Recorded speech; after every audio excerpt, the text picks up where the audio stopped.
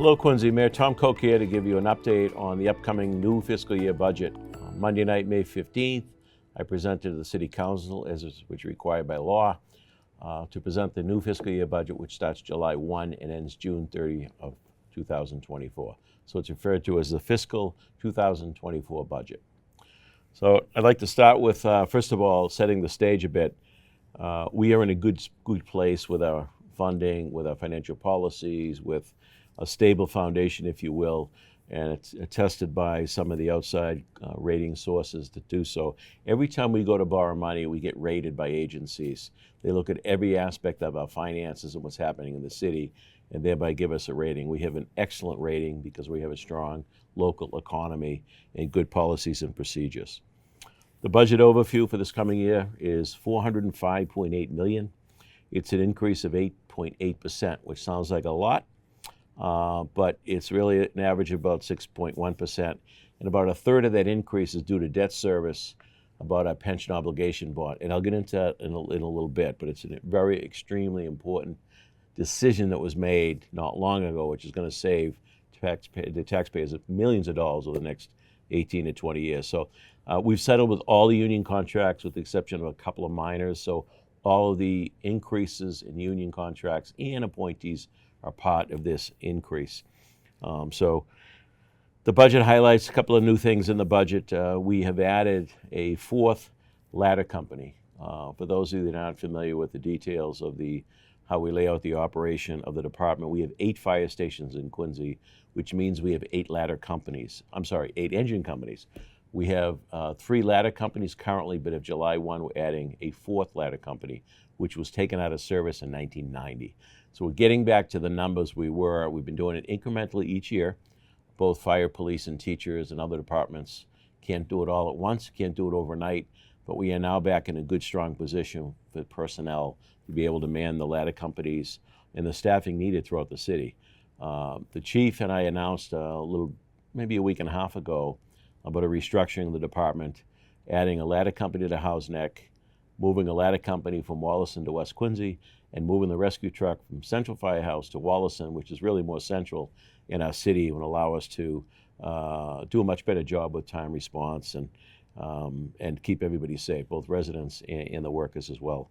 So it's a good program, and I'm pleased to be funding that.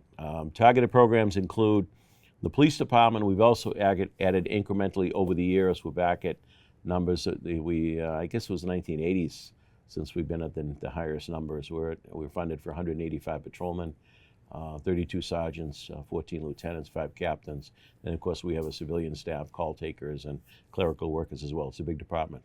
We're the 7th largest city in Massachusetts, and we're the 12th largest in New England. So we're responding, I think, to the values of our community and certainly the residents' priorities. In that police department, we've added a mental health crisis clinician, which is very helpful in the police officers doing their work in this day and age. We have folks that have some challenges, and we want them to be treated appropriately for those challenges. We've added 2 archivists at the Thomas Crane Library, as requested by Library Director Silas Slyman. They do a lot of work, not only in distributing books and other items and making available so many programs in the libraries, but they also preserve a lot of things. They save a lot of things, and they are if you will, to a large extent, a lot of the stuff we have as a city that could be historic documents, old books. They're the preservations. They're the ones that hold on to it for future generations. This will help them do that in a more efficient way. And then we have Recreation Department. We're adding a new operations supervisor to assist the department. As most of you know, we have incredible parks and open spaces. We've spent a lot of resources fixing those and making them beautiful for the people of the city. So to match those great facilities, you want to have great programs, which we truly do in our recreation division of the Department of Natural Resources. Some other things that are happening, our trash collection number is up, largely due to the recycling costs. Though it sounds like when we're recycling, we're going to save all kinds of money. And it was true some years because of the market of recyclable goods. It goes up and down in the economy. So right now, there's not a lot of marketplace for a lot of what we recycle. So we're taking it out of the waste stream, and we're paying more significantly this year. I still think it's a good thing environmentally, but we have some challenges to face in that world. But at any rate, we are going up significantly in that budget. We provide what I think is the best in the Commonwealth for trash pickup. We have a good company, and we pick up everything. We ask people to really pay attention. If you have any questions with Public Works on what you can put out, what you can't put out, because the state keeps changing the law on that. For example, you're not supposed to put mattresses out. They can't be picked up in the regular trash collection anymore. So you got to call ahead, make sure we get the special truck there to get those. Snow and ice, we usually take a look at the 3 or 4 year trend. So we're actually dropping that budget by about $500,000 this year going into the new year. We saved about $1.3 million this past year because we didn't have too bad of a winter, thankfully. And we've also, when I mentioned all the employees, we also settled with a number of school employees, various unions in the schools. And we've made market adjustments. And one of those areas would be the paraprofessionals. We were losing paraprofessionals to districts around us because we weren't as competitive in the salary range. And we upped also the hourly rate of our lunch service workers and our cafeterias who are truly underpaid. So we've made market adjustments. It's not just a 3% raise for employees, but we've made a number of adjustments. Our water and sewer budgets, they're really stable budgets. They go up essentially based on what the MWRA charges us for buying the water and charges us for our wastewater going into the sewer system and the fees associated with that. The revenue, we break it down, this slide here. We have local receipts, which includes excise tax, building permit fees, meals tax. It also includes, if you go to get a birth certificate, all those incidental fees you pay at a counter in different departments, that falls into what we call local receipts. Then we have state aid, which is unrestricted aid and restricted aid. Restricted aid would be Chapter 70, which is for education. And we also have Chapter 90, which is road monies. The state aid increased by about a little over $10 million. And I thank Speaker Mariano, Senator Keenan, Representative Ayers, Representative Chan for their partnership in providing the increase in the local aid. I'm truly grateful for their work. I also should thank Congressman Lynch, really, because we get into a number of areas where we get a lot of federal funding, both the CARES Act, the ARPA monies, CDBG, FEMA reimbursements. The Congressman's very helpful in so many ways. So we've got good liquidity. Because the interest rates have gone up, that's helped us for the money we do have in the bank. I'd like to talk a little bit about excess levy capacity, which we currently have $49.1 million in excess levy capacity. That's an interesting subject matter because it's not one that is easily understood. And I say that respectfully, just people don't really dig in on this stuff. But under Prop 2.5, every city and town has a levy limit, which is the total amount we can collect industrial, commercial, and residential properties. And we have not gone up as we could under Prop 2.5 like other cities and towns have. So we have not been taxing at the limit. Therefore, we have $49.1 million this year we're leaving on the table. In other words, we're not taxing to the max. So I'll get back on the issue of the excess levy capacity. I do want to talk about the pension obligation bond in a little bit more detail. So a couple of years ago, I asked our municipal finance department, Eric Mason, who is the chief financial officer, and his team, along with some outside advisors, to really look at whether it made sense for us to bond that unfunded liability. So essentially borrow all of that money, fully fund the system. And the idea was because of the historic low interest rates, it would make it possible to be ahead of the game. We looked at it, we analyzed it, we went through the exercises, we actually pulled the trigger, and we got the support of the Quincy City Council and the retirement board to do this. So instead of that knock each year on this unfunded liability, we've taken care of it. The beauty is we got it done at the right time, perfect timing. The outside agencies also said it was a bold move. The timing was flawless. Other communities were looking at it, like Springfield, at the same time. They didn't pull the trigger in time, therefore they just didn't do it because the interest rate started to move. It was all about the borrowing costs. So we got a rate of 2.62%, which right now looks really genius. Timing is everything in life. We got a little lucky, but I got to tell you, the team worked so hard on this. So instead of that, each year, the bill going up the retirement board by X amount, we're going up the next 3 years in debt service, pretty steep climb, but then we're flat for 17 years afterwards. So over the life of this, will save $130 million in the annual appropriations during time. So it was a brilliant move. I thank everybody involved in this, in the advising side. I thank the City Council for approving it, because it does matter. It does make a difference. Here's the graph I'm referring to. That purple line was the number going up each and every year that I was getting the bill from the retirement board. You can see the steep incline until fiscal 2025-26, and then that flattens out for the next several years ahead of the game. And again, we save $130 million, which is pretty remarkable. So the total debt service line, $59 million, is the total budget. What's interesting on the debt service line is more than 53% of that debt is offset by non-levy sources, non-taxpayer monies. That includes school building authority grants. It's each time we build a school in the city, and we're about to embark on a new Squantum Elementary School, we get a rate from the state on what we're going to be reimbursed by, so we get those reimbursements. FEMA, we have projects with FEMA, flood control projects and others, we get reimbursed on those. We get a number of state grants that we apply for, and we get reimbursed for those. Community preservation, which is an offset on some of the lines for like the town hall, Codington, and other public projects. And district improvement financing, the work that's done in the downtown, like the new Kilroy garage, that is paid for with the taxes from the downtown. So 53% of all of our borrowing costs comes out of those funds rather than the local fund, which is pretty good. So when you add that in, 6.8% of the total budget is really debt service out of the general fund line, which is pretty remarkable. It's well below most communities our size. New growth, that's the number that we experience each year. When you say new growth, that is new growth in the real estate values, but also new projects coming online, new buildings that you see around the city. And this is where it does matter. There's communities around us that are at the levy limit. They don't have any room to grow, so they have to do a Prop 2.5 override. We see that right now in Hingham in operations. We see it in other communities to build a school or run any particular project. They have to go to Prop 2.5 override.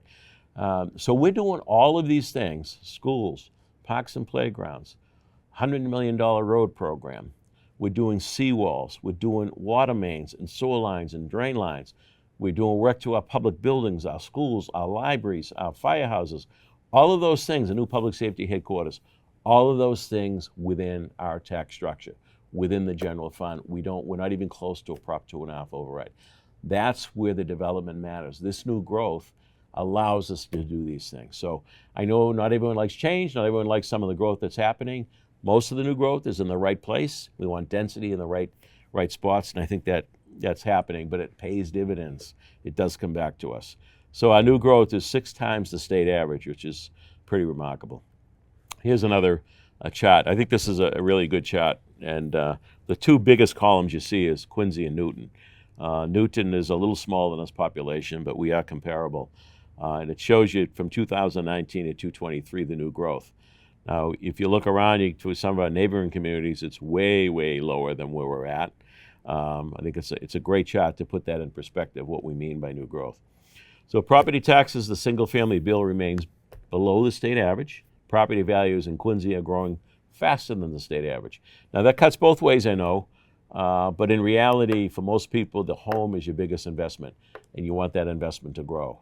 And it has grown tremendously over the last 10 years here in the city of Quincy. That's because people want to live here. That drives the values up. They want to live here because it's a great community, provides great services. It's a beautiful location, convenient to so many other parts of our state.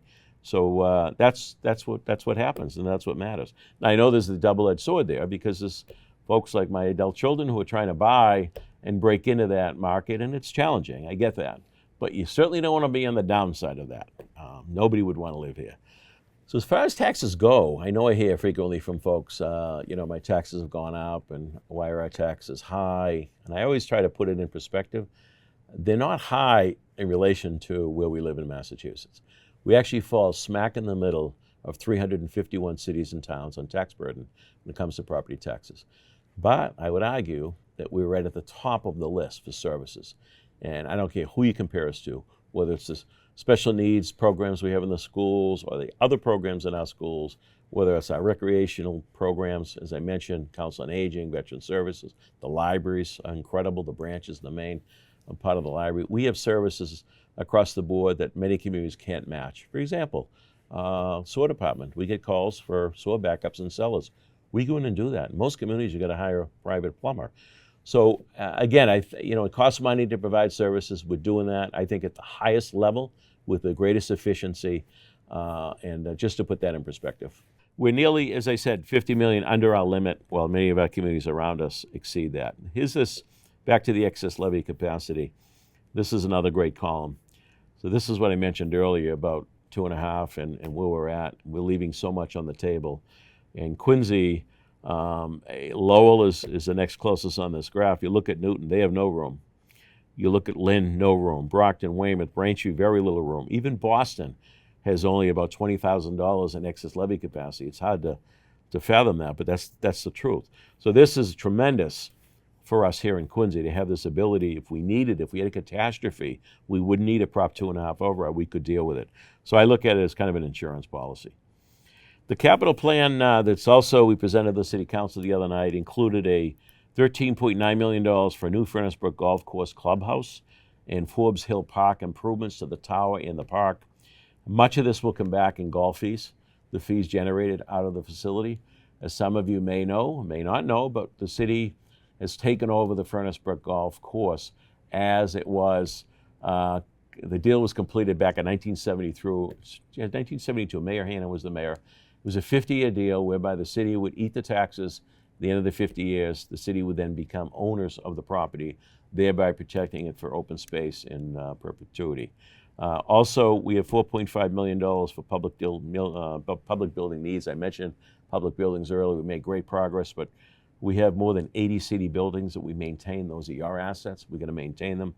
And we have boiler replacements at North Quincy High School. These things aren't cheap. And we also have some structural issues at the Kennedy Center underneath that building. The building sits on piles, but structurally there's some challenges because the seawater that flows in and out from that location. So we'll be dealing with that.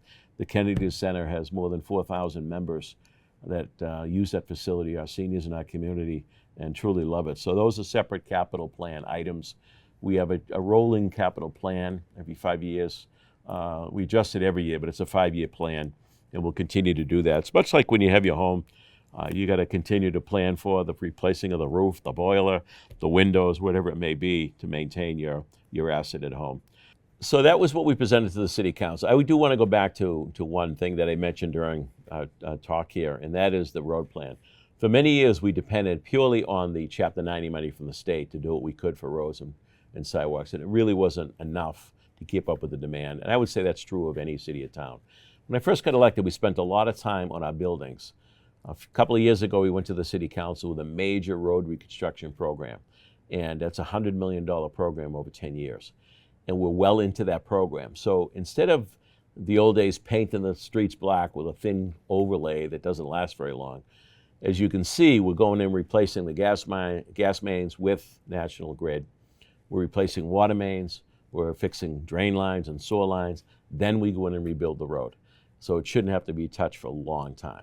So it's a good program. We're making good progress. Some of you streets that haven't been touched yet, be patient. It'll be happening. You'll be seeing some streets being touched this year with the gas mains and the water mains.